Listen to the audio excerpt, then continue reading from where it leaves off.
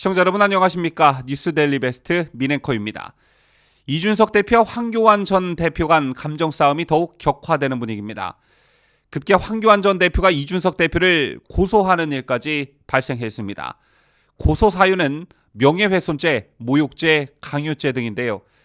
뿐만 아니라 정원 국민의힘 선거관리위원장, 한기호 선거관리위원회 부위원장도 고소했습니다. 이 밖에도 황교안 전 대표와 현 국민의힘 지도부 간 인신공격성 발언도 심각한 수준입니다.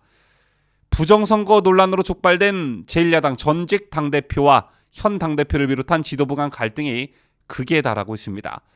이래서 과연 대선을 앞두고 대동단결할 수 있을까요? 정치도 사람이 하는 것만큼 일종의 금도가 있는 것인데 요즘 이 부정선거를 둘러싼 논쟁들을 지켜보고 있노라면 이들의 발언이 금도를 벗어나도 한참 벗어나고 있구나 걱정이 앞서게 됩니다. 자, 우선 이들의 감정이 격화된 건 이준석 대표의 발언 때문이라고 볼 수 있습니다. 이준석 대표 공개적으로 황교안 전 대표에 대해 인신공격성 발언을 했죠. 이준석 대표는 이번 국민의힘 경선에 문제점을 제기한 황교안 전 대표를 향해 음모론이라고 매도하면서 깊은 짜증을 느낀다. 보수의 악성 종양 같은 문제라고 말했습니다. 저도 지난 방송에서 이준석 대표의 이 같은 발언을 비판한 적이 있는데요. 얼마든지 순화된 말로 반박할 수도 있었고 당내 분란이 외부로 표출되는 것을 당대표로서 걱정했더라면 황교안 전 대표와 사석에서 만나서 먼저 얘기를 나누는 방법도 있었습니다.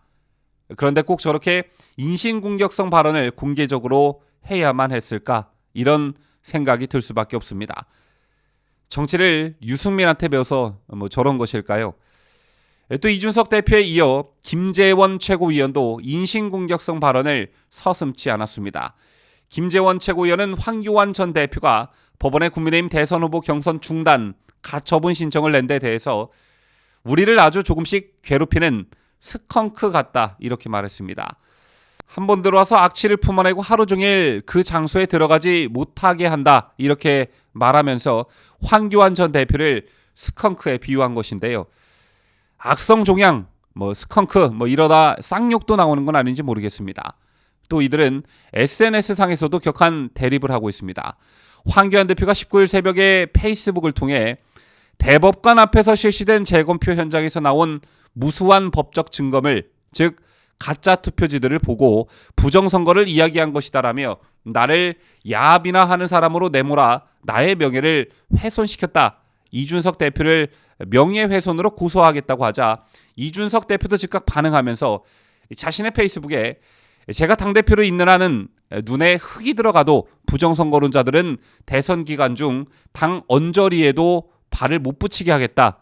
당이 경선을 치르고 화천대유 특검을 위해 싸우는 와중에 뒤에서 총질을 하는 것부터 이 사람들이 애초에 선한 의도라고 볼 수 없는 것이라고 반발했습니다.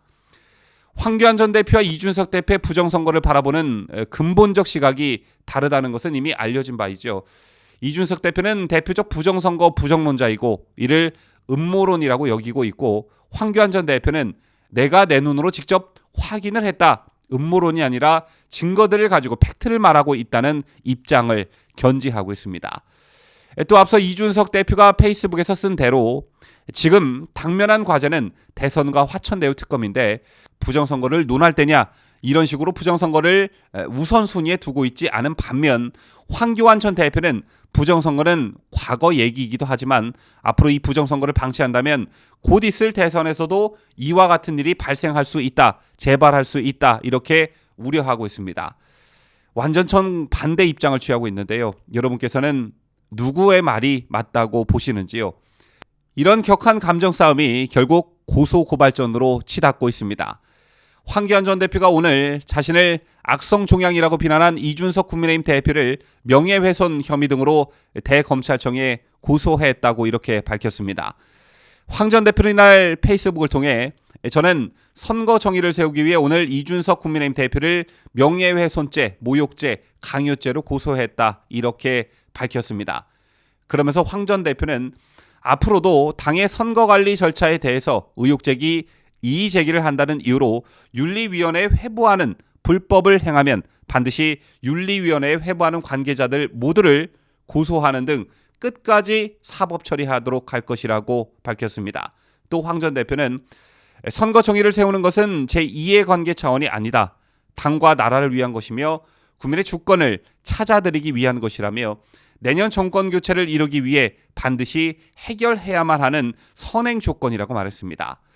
황 전 대표는 이준석 대표 외에도 정원 국민의힘 선거관리위원장, 한기호 선거관리위원회 부위원장을 각각 공직선거법 위반죄, 재물손괴죄, 업무방해죄, 증거인멸죄로 고소하기도 했는데요.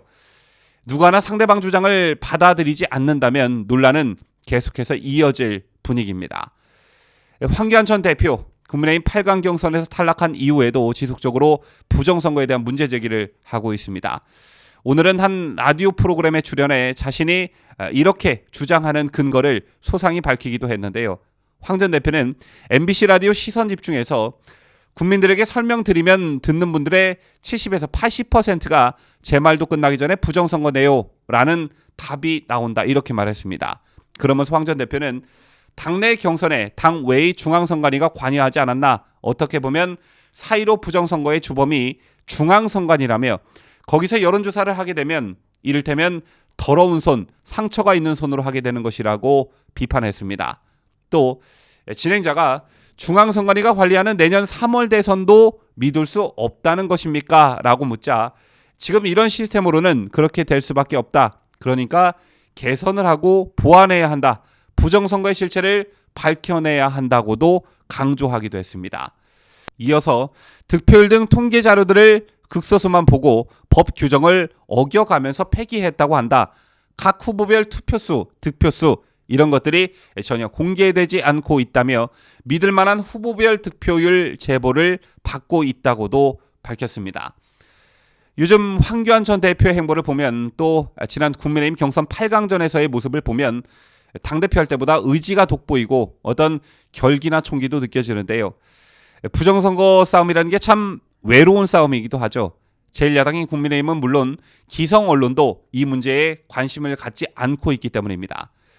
그럼에도 불구하고 여전히 많은 분들이 내년 3월에 있을 대선과 관련해 혹여나 부정선거가 있지 않을까, 아무리 정권교체 열망이 높다고 한들 부정선거 때문에 지지는 않을까, 이런 걱정들을 하고 계십니다. 이런 걱정과 염려들 속에 황교안 전 대표가 공인으로서 얼마나 큰 역할을 하게 될지 관심이 가지 않을 수 없습니다. 지금까지 저는 자유대한민국을 수호하는 뉴스데일리 베스트 민앵커였습니다.